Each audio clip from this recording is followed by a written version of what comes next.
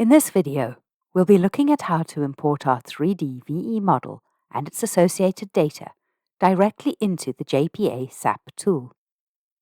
This is a useful workflow for the assessment of residential buildings to demonstrate compliance with the UK building regulations and for the generation of EPCs for dwellings.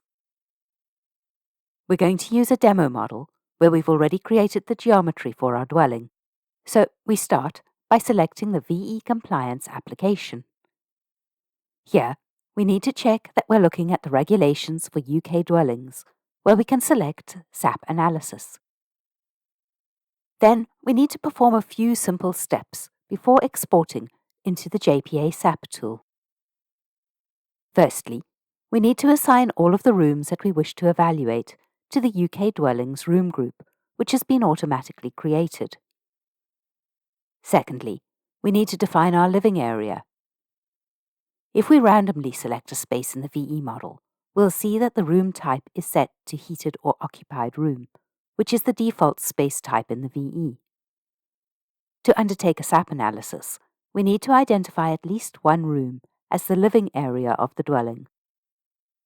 We've already changed it for this demo, but for a new project, we simply need to untick the default room setting box to activate the drop-down, where we can then select Dwelling, Living Area. We've also assigned the constructions already in this demo model, but we could do this quite easily by using the Define Constructions button. Once we've done this, our model is ready to transfer to JPA. So we just need to click on the main button to compare dwelling and target emission rates. This will automatically launch the JPA Designer 10 tool.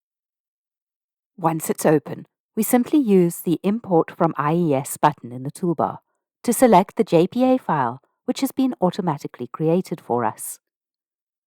We can see that the VE has saved it within the Regs UK Dwellings folder of the VE project file. When we select the file, it opens a new dialog window to import IES file. Here, we'll select the option to create a new dwelling to import the data into. Next, we need to choose which consolidation options we want for our IES import to control the number of elements that we'll end up with in JPA. We can pick between any of the 3 levels to suit our project.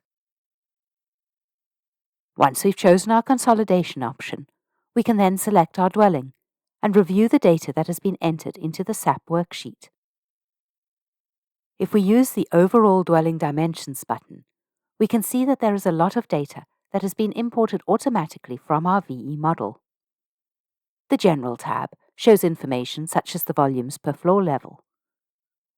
Under Walls, Roofs and Floors, we can see detailed construction information from the constructions which we assigned in the VE. This includes the net area of each element and the U value of each element.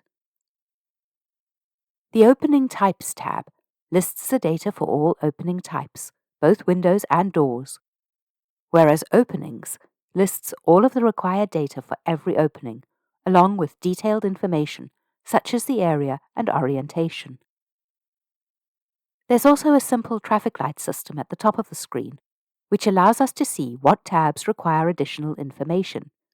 And there's a Missing Data tab that lists missing data and anomalies in the project. Once all of the remaining data for the dwelling has been entered, it's ready to check the compliance status and to produce worksheets and compliance reports as PDFs or in hard copy.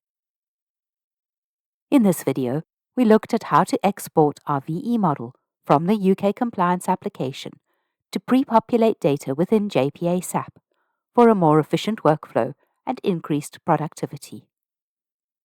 For further hints and tips, please check out our other Tech Tips videos. Thanks for watching.